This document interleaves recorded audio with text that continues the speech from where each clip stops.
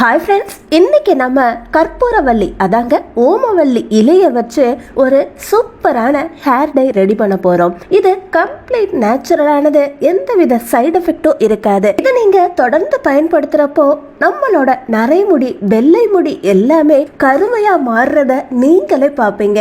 வாங்க துளி அளவு கூட கெமிக்கல் இல்லாத இயற்கையான ஹேர் டைய எப்படி தயாரிக்கலாம்னு பார்க்கலாம். சோ அதுக்காக இந்த வீடியோவை எங்கேயுமே ஸ்கிப் பண்ணாம ஃபுல்லா பாருங்க. இந்த ரெமடிக்காக 4ல இருந்து 5 கற்பூரவள்ளி இலைகளை எடுத்துக்கோங்க. மார்க்கெட்ல கிடைக்கிற ஹேர் டைல அதிகமான அளவு அமோனியா இருக்குது. இதனால நமக்கு ஹேர் ஃபால், இச்சிங், நரைமுடி இன்னும் அதிகமாகிறது, ஸ்கின் கேன்சர், இந்த மாதிரி பல ப்ராப்ளம் இருக்குதுங்க. இந்த ஹேர் டை நம்ம வீட்லயே நம்ம அப்பப்போ தயார் பண்ணி பயன்படுத்துறதுனால எந்தவித சைடு எஃபெக்ட்டுமே கிடையாதுங்க. 5 கற்பூரவள்ளி எடுத்துட்டு நல்லா அலசிட்டு சின்ன சின்னதா கட் பண்ணிட்டு மிக்ஸி ஜார்ல சேர்த்துக்கோங்க.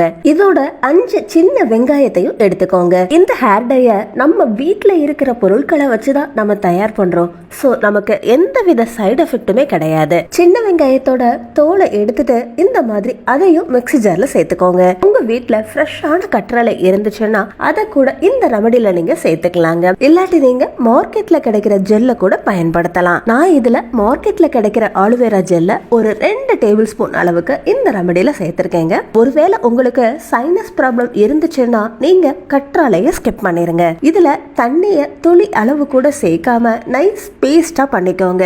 இந்த பேஸ்ட ஒரு ஃபில்டர்ல போட்டு நீட்டா வடிகட்டி எடுத்துக்கோங்க.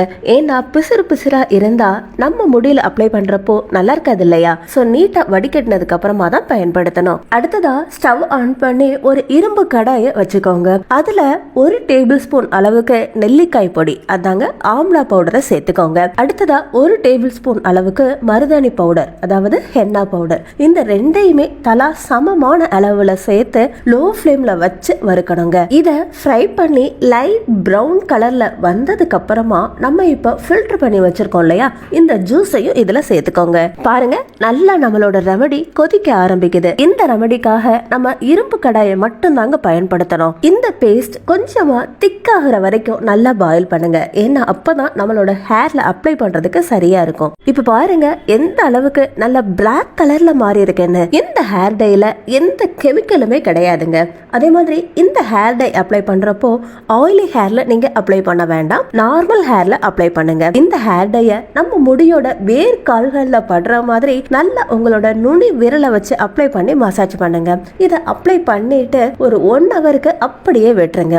1 ஹவர் கழிச்சு இதை வாஷ் பண்றப்போ எந்தவித ஷாம்புவுமே பயன்படுத்தக்கூடாது. இந்த ரெமடியை வாரத்துக்கு 2 தடவைன்னு தொடர்ந்து பயன்படுத்திட்டு வாங்க. பிரவுன் கலர்ல மாறி நம்மளோட ஹேர் பிளாக் கலர்ல மாறுறத நீங்களே கண் கூட பாப்பீங்க. சோ ஃப்ரெண்ட்ஸ், நீங்களும் இந்த மாதிரி 100% நேச்சுரலான நம்ம வீட்லயே தயார் பண்ண இந்த ஹேர் டைய கண்டிப்பா ட்ரை பண்ணி பாருங்க. உங்களுக்கு கிடைக்கிற மாற்றத்தை எனக்கு கமெண்ட் மூலமா தெரியப்படுத்துங்க. அதனால பாக்குற வியூவர்ஸும் பயன்பெறுவாங்க. உங்க ஃப்ரெண்ட்ஸ் யாரெல்லாம் நரைமுடி, வெள்ளை முடி பிரச்சனையால கஷ்டப்படுறாங்களோ அவங்களுக்கும் இந்த வீடியோவை ஷேர் பண்ணுங்க. அவங்களும் பார்த்து பயன்பெறட்டும். இந்த வீடியோ பிடிச்சிருந்தா லைக் பண்ணுங்க. இந்த மாதிரி யூஸ்ஃபுல்லான ஹோம் ரெமடிஸ் தெரிஞ்சுக்கிறதுக்கு நம்ம சேனலை சப்ஸ்கிரைப் பண்ணி பக்கத்துல இருக்கிற பெல் ஐகானையும் கிளிக் பண்ணுங்க. தேங்க்யூ.